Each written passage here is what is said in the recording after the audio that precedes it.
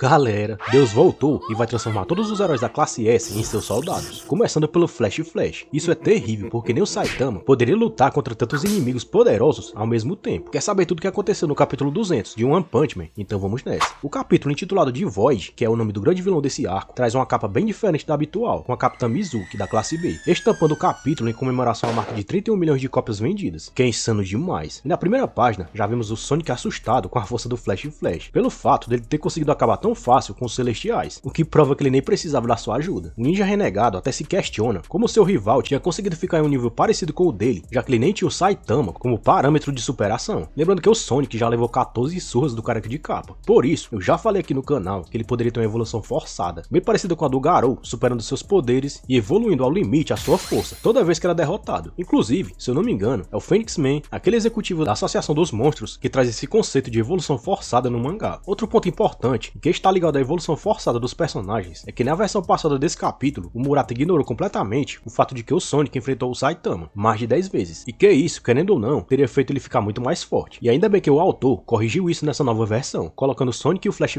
bem mais equiparados em nível de poder, justamente por causa desse fator Saitama, que faz todo sentido dentro da história. E enquanto na versão passada do mangá, o Sonic não tinha qualquer empatia pelo Flash e até culpava ele por não ter mais nada depois que saiu da vila, nessa recapitulação, o Sonic considera o Flash alguém com os mesmos ideais que os dele, apesar de considerar ele um pouco mais fraco. Olha a zoeira. E é por isso que o ninja renegado ainda deseja que o herói se torne seu braço direito, depois da idealização dessa nova vila oculta. Só que é importante destacar que o Sonic não foi o único que evoluiu tanto, porque o Flash também não ficou para trás. Basta lembrar dos inimigos poderosos que ele enfrentou nesses últimos arcos, e esse capítulo faz questão de lembrar deles, trazendo as imagens do Garou, do Black e do próprio Saitama, oponentes extremamente poderosos que o Flash enfrentou recentemente, e embora tenha perdido para eles, o herói espadachim aprendeu muito com as suas derrotas. O bacana foi ver que não só o Sonic e a gente, que lê o mangá, percebeu essa evolução, como os Celestiais também, que levaram a pior aqui, porque o líder deles, o Violência Violenta, chega o Flash e diz que ele tinha perdido só porque o herói tinha escondido todo esse tempo o seu poder real, enquanto esteve na vila, o que faz até a gente pensar, será que o Flash na verdade era um agente duplo infiltrado na Vila Ninja? Já deixa aí a sua opinião. Violência Violenta fala que descobrir a verdadeira força do Flash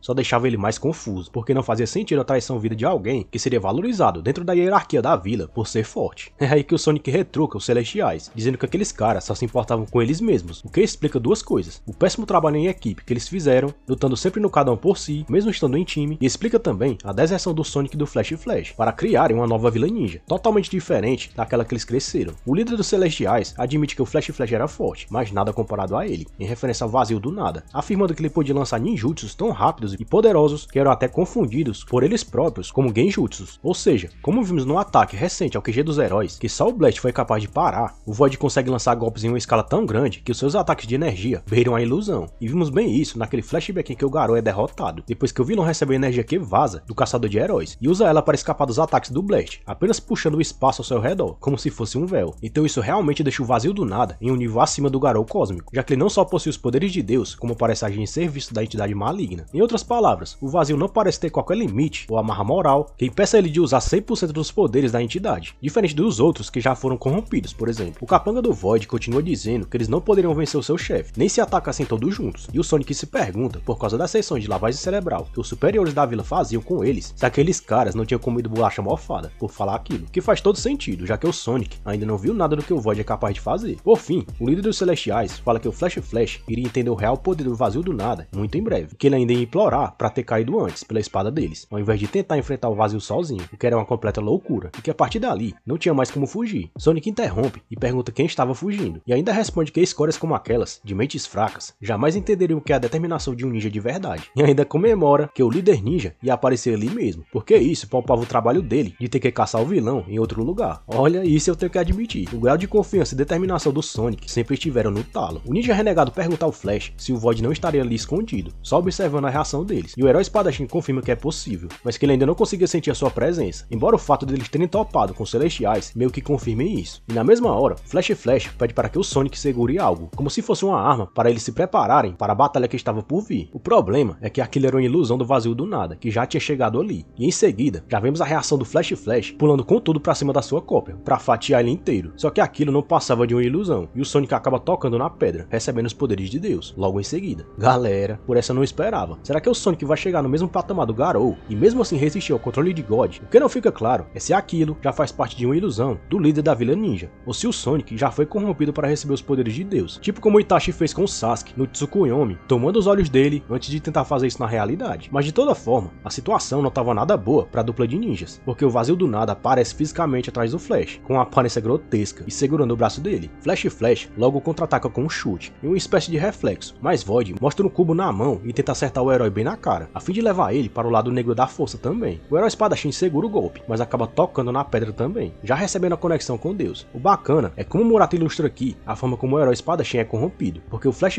vai caindo em uma espécie de poço sem fundo, indo cada vez mais fundo na escuridão, que foi bem bacana de ver. E é aí que vamos para um plano mental, onde vemos o Sonic e o Flash mais jovens, em uma espécie de planície ensolarada. Só que pelo contexto da situação, eu aposto que essa luz brilhante no rosto do Sonic, na verdade é a luz do sol, refletida pela lua, que é o principal símbolo da entidade Deus dentro da história. Sonic diz que Flash finalmente tinha acordado e que ele estava feliz por seu amigo ter abandonado a vila com ele, para construírem juntos aquele sonho, e que aquele era o lugar perfeito para isso. Pelo que é mostrado, parece que esse lugar é o mesmo lixão que foi mostrado no presente, onde seria construída a Vila Ninja do Sonic, só que ela é uma versão do passado, onde tudo ali parecia ainda intocado pelo homem, o que prova que aquele era mesmo uma espécie de Tsukuyomi infinito que deixa a vítima presa dentro do seu maior desejo. Se isso se confirmar mesmo, é possível que o próprio vazio do nada também esteja preso dentro de uma ilusão, e que o seu corpo esteja totalmente controlado pela entidade Deus, assim como começou a acontecer aqui com o Flash e o Sonic. Isso abre margem inclusive para que o Blast consiga salvar o seu parceiro de alguma maneira. Sem falar que o fato do Void tentar corromper a dupla de ninjas aqui, ao invés de acabar de vez com eles, só mostra que a entidade lunar tem planos maiores para eles, assim como foi com Garou. E talvez essa seja a primeira jogada da entidade para corromper todos os heróis da Associação de Heróis, começando pela classe S e pela dupla de ninjas, e depois usar eles como soldados para enfrentarem o Blast, que é a maior pedra no seu sapato. E olha, se isso acontecer mesmo, se a gente vê pelo menos alguns heróis da classe S corrompidos por God, isso vai dar trabalho não só para o Blast, como também para o Saitama, que com certeza vai ter alguma dificuldade em lutar contra esses heróis. Na página seguinte, vemos o Flash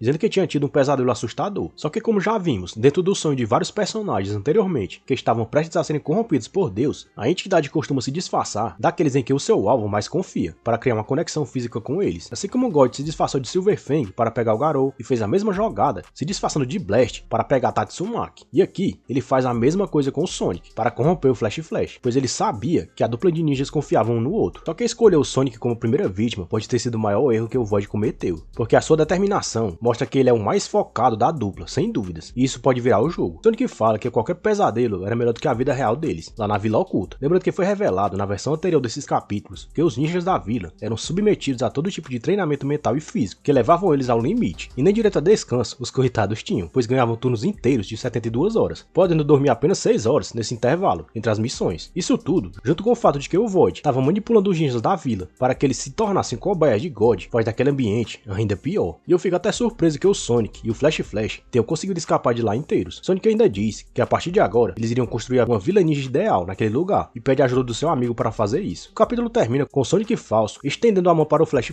claramente para confirmar o contrato de dominância da entidade Deus com ele. Ou seja, pelo que vemos aqui, o Sonic já parece ter sido corrompido e a entidade está usando ele para corromper também o Flash, confirmando que sim, Deus não pretende destruir esses dois, mas muito provavelmente quer usar eles contra o Blast, como eu já falei. Mas o que vai acontecer agora? Quem vai chegar para ajudar o Flash? Saitama, Blast ou outro personagem? Se eu tivesse que apostar, eu diria que quem vai salvar o Flash será o próprio Sonic, exatamente como aconteceu na versão anterior do capítulo. Primeiro, que já foi mostrado diversas vezes que o Sonic tem uma determinação inabalável, e que isso é crucial, segundo o Blast, para que o infectado se livre da monstrificação. Lembrando que o Sonic já resistiu às células monstro depois de ingerir elas, lá no final do arco do QG dos monstros. Bom, tivemos uma pista disso com Garou, que mesmo depois de controlado, resistiu às ordens de Deus, e ele nem tinha uma mente tão forte assim quanto parece ter o Sonic aqui. Então fica claro, pelo menos pra mim, que na melhor das hipóteses, o Sonic conseguiu rejeitar os poderes de Deus e vai ajudar o Flash a lutar contra o Void. Ou na pior hipótese, ele vai ter ganhado os poderes da entidade maligna, mas vai usar esses poderes para ajudar a derrotar o vazio do nada, depois sendo confiscado pela entidade Deus. Curtiu o vídeo? Então se inscreve no canal e ativa as notificações para receber mais conteúdo de One Punch Man. Obrigado por ter assistido até aqui.